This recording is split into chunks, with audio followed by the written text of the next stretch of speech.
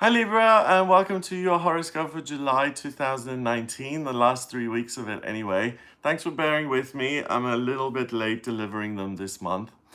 On the 2nd of July, we had a total solar eclipse in Cancer, which was a new moon, and it happened on the North Node for you guys in the 10th house of career. And what that basically means is that a lot of energy was being pulled in because the new moon was interrupted as an eclipse. The energy is going to last for 6 months. And Cancer energy was being pulled in to your 10th house of work, which means that nurturing, caring, maternal, loving, supportive energy is pulled into your system saying, am I doing work that actually nurtures me, that I love to do, that nurtures my spirit, that allows me to be creative? Or am I doing something here that really sucks? And because it's on the North Node, it pulls this energy in to guide you into a direction of transitioning from work that's not good for you and to help you transition over the next 6 months into work that is good for you. On the 2nd of July, also, Mars moved into Leo in your 11th house, and Mars is ambition and drive and what I want now. And in Leo, it's like, wow, it's like the lion. It really doesn't, pull any punches. It really says, I want, I get. And it's in your 11th house of hopes and dreams. So you really have big eyes at the moment that really see everything and that want and that want to grab. And you can really, in the first week here of July, I think you would have felt very motivated to get things going. On the 4th of July, Venus moved into Cancer in your 10th house. So even the planet of love and beauty and creativity, your ruler, was saying, how can you independently work to do something that you love, that's going to pay your bills, and that's going to make you happy? That's the big question. And that's the big question over the next 6 months because of the eclipse. Mercury, the communication planet, retrogrades on the 7th of July, and it stays in retrograde until the 31st. It's in your 11th house of desires, hopes, and dreams, you in connection with the public. And yes, there may be communication issues. Yes, there may be transportation problems, blips, annoying, whatever. But for you, Libra, I think you're really going to benefit from this retrograde because it's going to show you a different way of working. And if you're a Libra who wants to be in the spotlight, who wants to be seen, it's going to show you how you can make the most of that and how you can get around the obstacles, the no's in life, and how you can move past them so that you can attain your ultimate goal.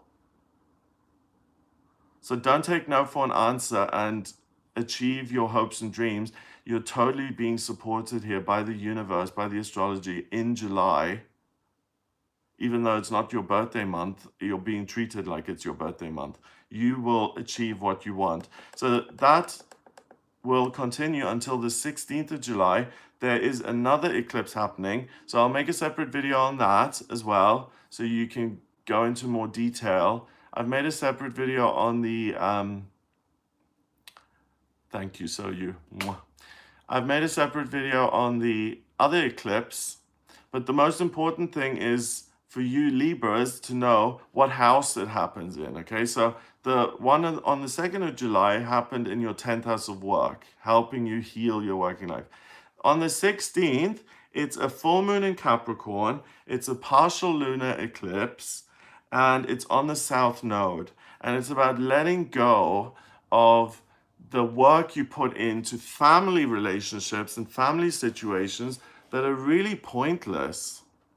Like if you've got a person in your life, if you feel guilty, like you have been, like let's say you grew up as an only child and your parents doted on you, they tried their best, they really gave you every opportunity, so you've got nothing to complain about, but they really also suffocated you at the time because they were so loving and so full of desire for you to succeed and to be the best. And now your parents are elderly, for instance. Maybe you're meant to take care of your parents. And you feel resentful about it, but you want to be a good daughter, you want to be a good son. and you work and you work and you work to take care of your parents. But what you don't take into consideration is, do your parents want you to help them? Have they actually said, support us? Or have you just assumed that it's your duty? If your sister's off the rails and you're always bailing her out, why are you always bailing her out? Why is your sister your responsibility?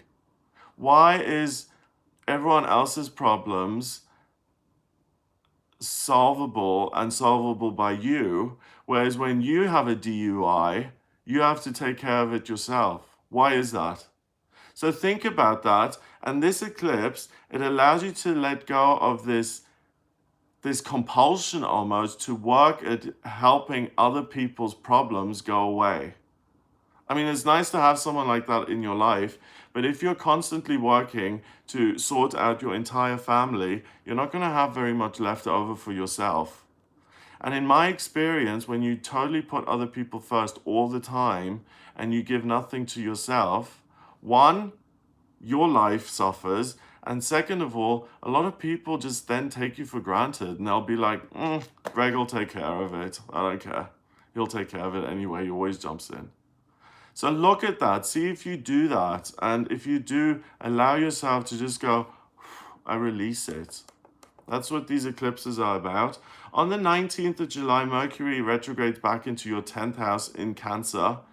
And you've got the Sun, your ruler Venus, the North Node, and the transiting midheaven in Cancer now. So it's all about, how can I change my work so that it's more stable, secure, supportive, loving towards me, nurturing towards me, and actually aligned with my soul mission, my soul purpose.